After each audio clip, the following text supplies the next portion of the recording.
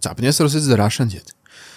Something changed in Vladimir Putin's behavior in early 2026, and it was hard not to notice. For years he looked like a man who could not resist stepping into the spotlight, commenting on every battlefield development, wrapping himself in a grand language, and acting as if history itself was unfolding according to his personal script. But then that image began to fade. He started speaking less, appearing less, and sounding less like a triumphant wartime leader. And the more you look at that shift, the more one ugly explanation starts making sense. Which is basically Putin may simply be getting bored with the entire war. I mean, yeah, that sounds cynical, maybe even too simple, but well, simplicity does not make it wrong. In fact, one of the biggest mistakes foreign politicians and analysts keep making is trying to find some elegant and negotiable logic behind Putin's behavior, as if there must be some rational lever that can be still pulled to influence him.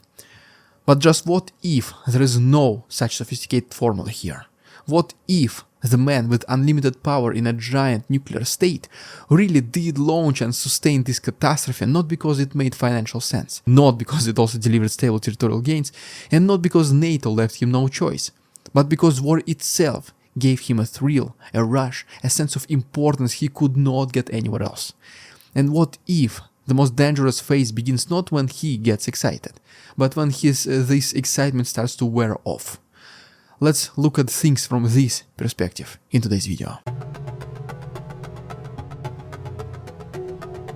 Let's start with the most uncomfortable possibility, because this is where most people immediately search for a more respectable answer. They assume the war must be driven by something that can't be understood in normal political terms.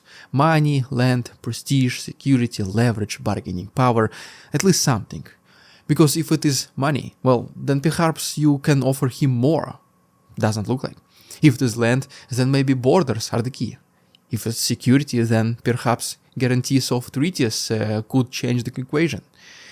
But here is the problem. The numbers destroy the financial argument almost instantly.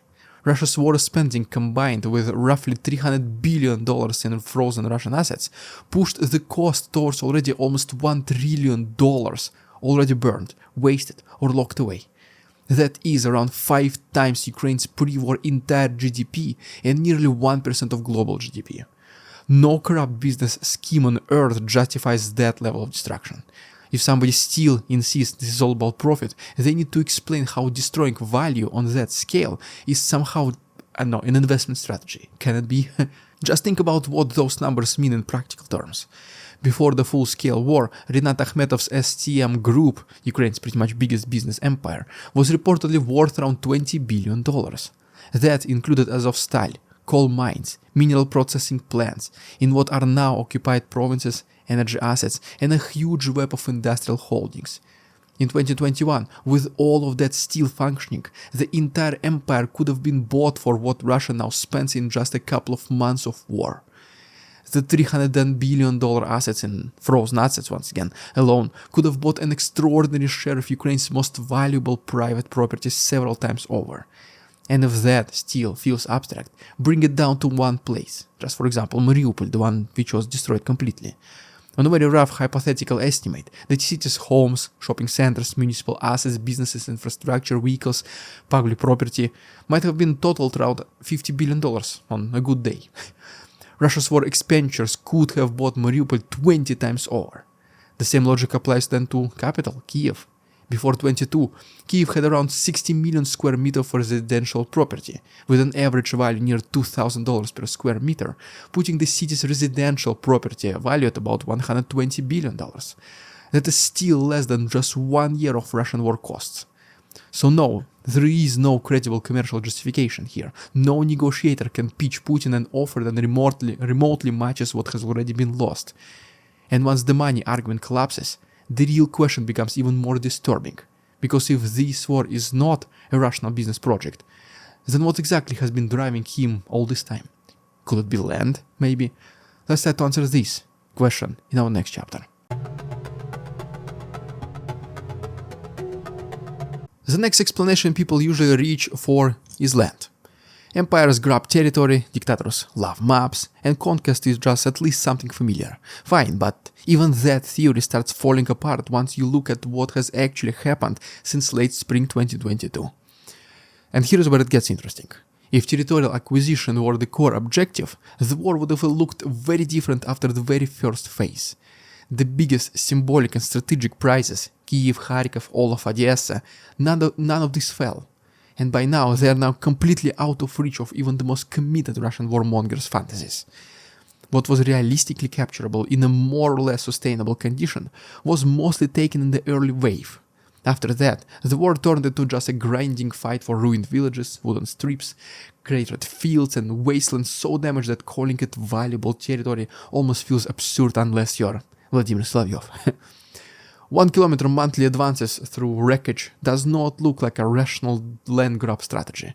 They look like just attrition without an endpoint, without any goal. Next comes the NATO argument, which sounds serious until you remember the basic facts. Ukraine was never one step away from NATO membership like Russia propaganda claimed. They were always major obstacles to that. And if Putin truly launched this war to stop NATO expansion, then the result is almost comical in its failure, because Sweden and Finland, as we all know, responded to the invasion by joining NATO for real. That extended the Russian-NATO border by more than 800 miles, roughly comparable to the length of the Russian-Ukrainian entire border. If Russian security concerns were the actual engine behind the war, this should have been treated as massive disaster in domestic propaganda.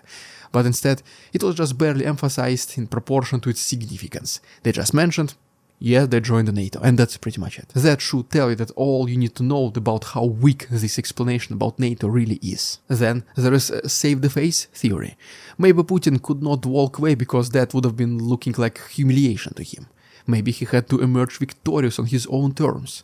That idea sounded a little bit more plausible for a while, especially during the Biden years, when the rhetoric was openly hostile and the political atmosphere made compromise look toxic.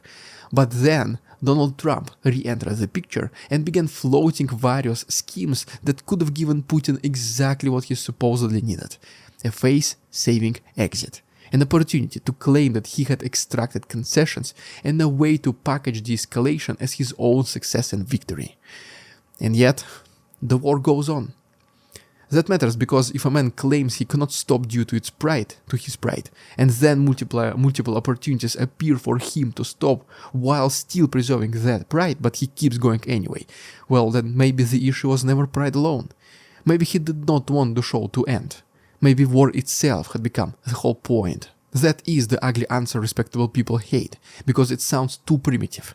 But once you remove the financial, territorial, NATO, face-saving theories one by one, what is left is just a man who seems to enjoy the role.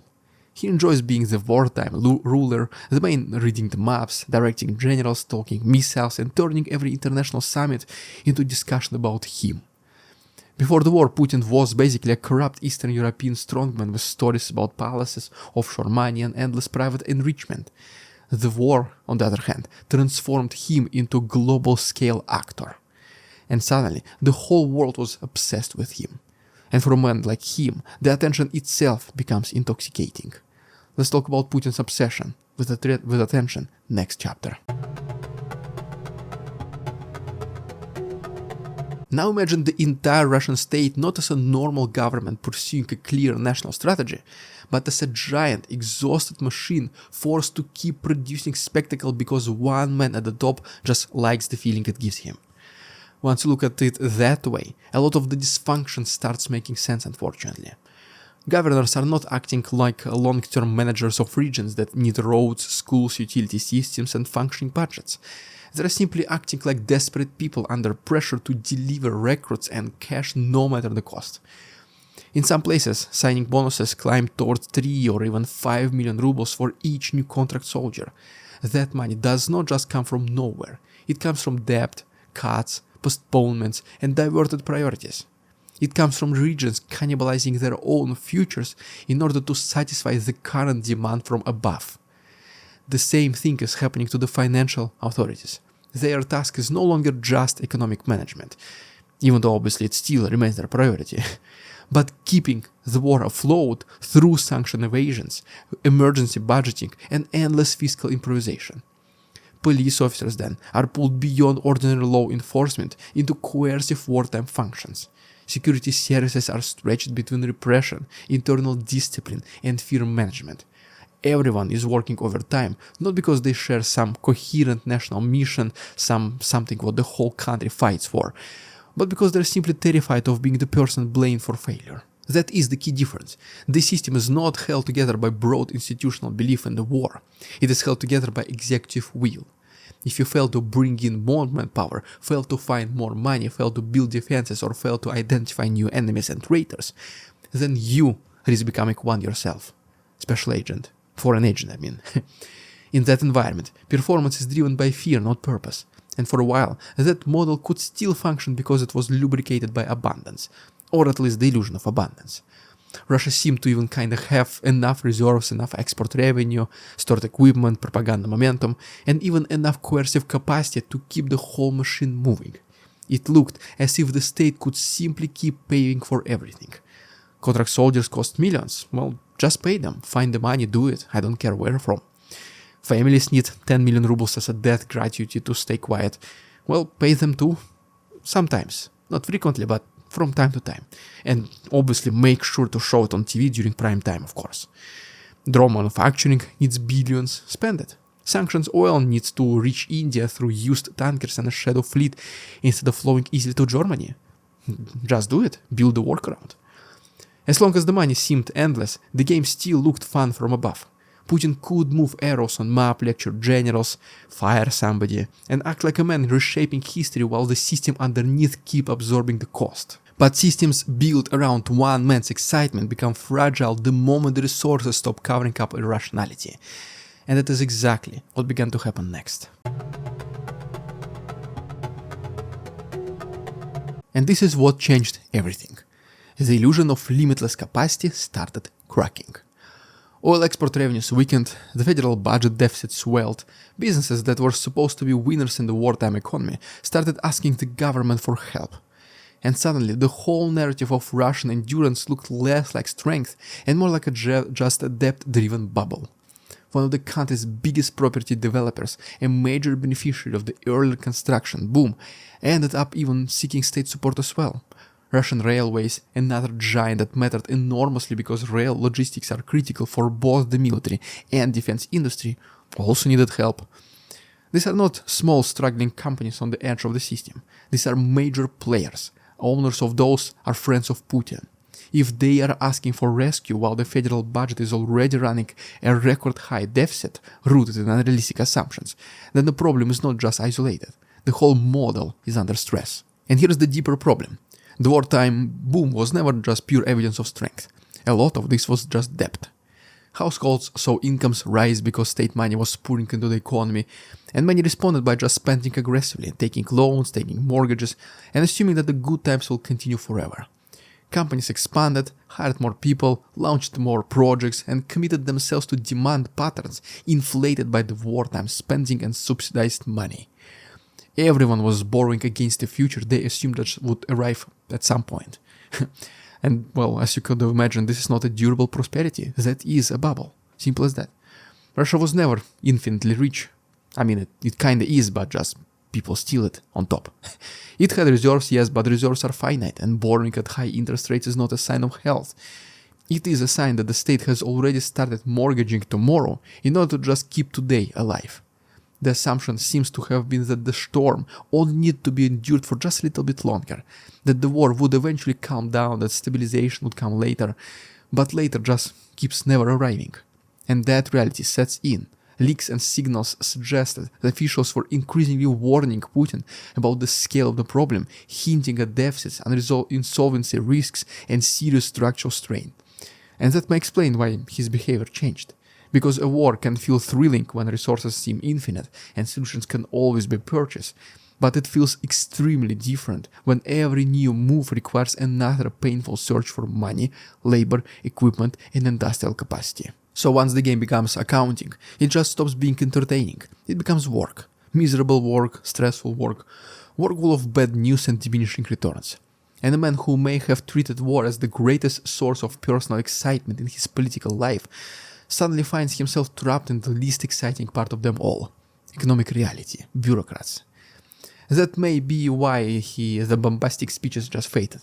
why the swagger thinned out, why the public image started looking less energized.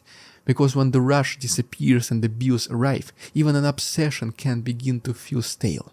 But in a one-man system, boredom at the top does not stay always at the top. It obviously eventually seeps downward, and once it does, the consequences become far more dangerous than simple silence. Let's talk about what can potentially happen next in our final chapter. Now imagine what this means for a system built almost entirely around personal will. In a normal institutional state, wars can continue because bureaucracies, coalitions, and public structures create momentum beyond one individual. In Putin's system, however, that is much less true. So much depends on his attention, his fear factor, and his insistence that if he begins disengaging, the whole machine starts drifting. And that drift can already be imagined in practical terms. Decisions slow down, bureaucracies start freelancing, intelligence services lose coordination, economic management becomes sloppier, political cover for shadow fleet even becomes becomes much weaker. Security failures become more likely. Reports and incidents already hint at dysfunction that would be shocking in a fully alert and coherent wartime state. And that is what happens when fear remains but focus starts fading. The battlefield implications are even more important. Ukraine will continue resisting regardless of who holds the presidency in Kiev, because Ukrainian resistance was never just about one man's obsession. Whether it is Vladimir Zelensky or somebody else, the basic reality stays exactly the same. Ukrainians do not want life under Russian occupation. They do not want filtration camp experiences, do not want repression, detention, and the daily brutality occupation brings. Their resistance has social and national depth. The Russian side is far shakier as well. Much of the discipline inside the Russian army rests not on devotion to capture territory or a meaningful belief in the mission, but on coercion, fear, punishment, and the fear of those torture chambers that even the soldiers can be placed into. That kind of discipline can look strong, but it is brittle. The moment officers sense that the center is less invested, that the executive's will has also weakened, the structure can loosen extremely quickly. Deserters become easier to overlook, bribes become more attractive than strict enforcement, officers may decide it is just safer to ignore underperformance than to keep feeding men into hopeless assaults for objectives that nobody even truly values. And that is precisely why the real danger may not be just Putin's obsession, but Putin's fading obsession. People usually think that the control in authoritarian systems gives way to chaos in one big dramatic moment. But, well, usually there is no such dramatic moment. It happens through smaller things, through delays, neglect, evasion, apathy, and quiet sabotage. It happens when the central figure no longer watches every screen with the same intensity. It happens when subordinates realize that the boss is not fully consumed by the same mission anymore. If that is what began in the early 2026, if Putin's public silence reflects on confidence but boredom, fatigue and frustration with the fact that his war now looks less like a thrilling demonstration of power and more like a shrinking pool of resources, then Russia may be entering a new phase. Not a stable phase, not a calm phase, but a phase of drift, dysfunction, and accumulating internal weakness. And for a war built so heavily around one man's appetite, that may be the most dangerous turning point of them all. So when people ask why Putin suddenly seems quieter, less theatrical, less eager to narrate every battlefield move, the answer may be just far uglier than the elegant geopolitical explanations usually offered. Maybe this war was never sustained by a coherent long-term plan that can be neatly negotiated away. Maybe it was all sustained just by his ego, spectacle, personal thrill, and the intoxicating feeling of becoming one of the central figures of the Earth, of the entire planet. And now that the thrill is fading, the money is tighter, the deficits are growing, major companies are asking for rescue, and that the state can no longer hide reality behind endless spending, the entire machine is starting to reveal just how unstable it always was. That obviously does not mean that the war ends tomorrow. It does not mean danger disappears.